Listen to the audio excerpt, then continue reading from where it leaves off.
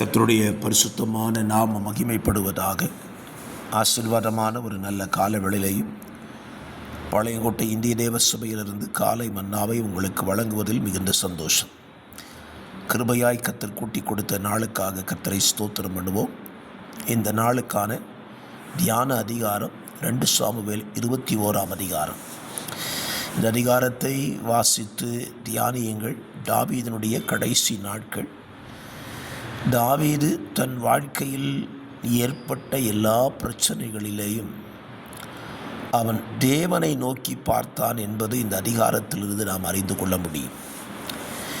இந்த காலவெளியில் அதற்கு ஆதாரமாக ஒரு காரியத்தை உங்களுக்கு நான் சொல்ல விரும்புகிறேன். 21 அதிகாரம் 1 வசனத்திலே தாவீதின் நாட்களில் 3 வருஷம் ஓயாத பஞ்சம் உண்டாயிருந்தது. பஞ்சம் உண்டான பொழுது தாவீது செய்த ஒரு காரியம், கர்த்தருடைய சமூகத்தில் விசாரித்தான் என்று எழுதப்பட்டிருக்கிறது.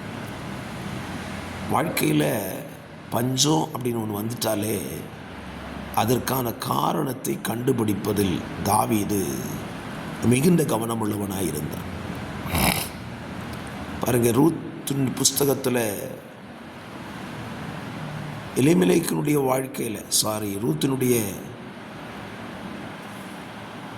அவனுடைய வாழ்க்கையில் பஞ்சம் என்று வந்த பொழுது பஞ்சத்துக்கு காரணத்தை தேடாதபடி பஞ்சத்தில் தப்பித்துக்கொள்ள வழிகளை தேடினான். அதனாலே அவன் வாழ்க்கையில் பலவிதமான இழப்புகளை சந்திக்க நேர்ந்தது. ஆனால் தாவீது இன்றைக்கு காலையில் நமக்கு சொல்லிக் கொடுக்கிற ஒரு பாடம், நம்முடைய வாழ்க்கையில் பஞ்சங்கள் அல்லது நெருக்கங்கள் ஏற்படுமானால் நாம் தேவனிடத்தில் அதை விசாரிக்க வேண்டும் என்று தாவீது கற்றுக் கொடுக்கிறார்.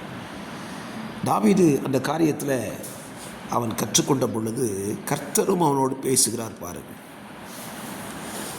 ஏன் இந்த பஞ்சம் வந்தது அப்படிங்கிறத தாவீதிட்ட பேசுகிறாரு. தாவீது அதற்கான தீர்வையும் தேடி கண்டுபிடித்து அந்த தீர்வை நிறைவு செய்த பொழுது பஞ்சம் நீங்கி தேசத்தில் செழிப்பு உண்டாயிற்று.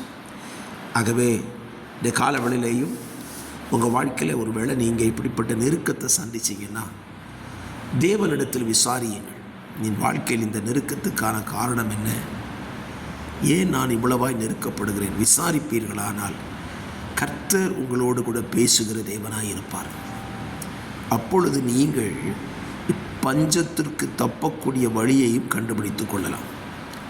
தாவீது அப்படி தன் தேசத்தின் பஞ்சத்தின் நிலையை மாற்ற கிபியானியரை வரவழைத்து அவர்களுடைய காரியங்களை கேட்டு விசாரித்து அவன் அதை நிறைவேற்றின பொழுது தேசத்துக்காக தேவன் வேண்டுதலை கேட்டு இரக்கம் செய்தார்.